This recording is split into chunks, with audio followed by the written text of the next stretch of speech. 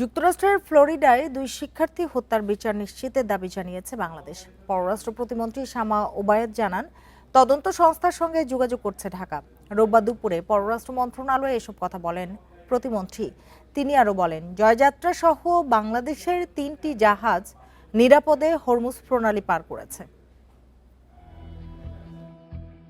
যুক্তরাষ্ট্রের university of south ফ্লোরিডার PhD শিক্ষার্থী ছিলেন জামিল লিমন ও নাহিদা বৃষ্টি। খুন হয়েছেন দুজনেই।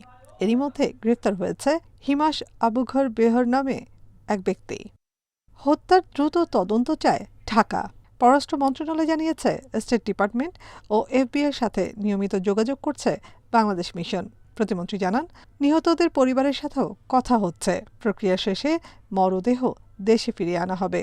যুক্তরাষ্ট্রের সকল স্টেক হোল্ডারদের সাথে আমরা গভীরভাবে যোগাযোগ রাখছি। আমরা দাবি করব বাংলাদেশ থেকে এবং মন্ত্রণালয় থেকে যাতে যুক্তরাষ্ট্র এর ইনভেস্টিগেশনটা ভালো মতো করে, দ্রুততার সাথে করে এবং যারা এই নৃশংস ঘটনা ঘটিয়েছে সেটা বের করে যেন তাদেরকে বিচারের আওতায় আনা হয়। এ সময় তিনি আরও জানান, হরমুজ প্রণালী ব্যবহারে বাংলাদেশকে সব ধরনের সহায়তার আশ্বাস দিয়েছে ইরান।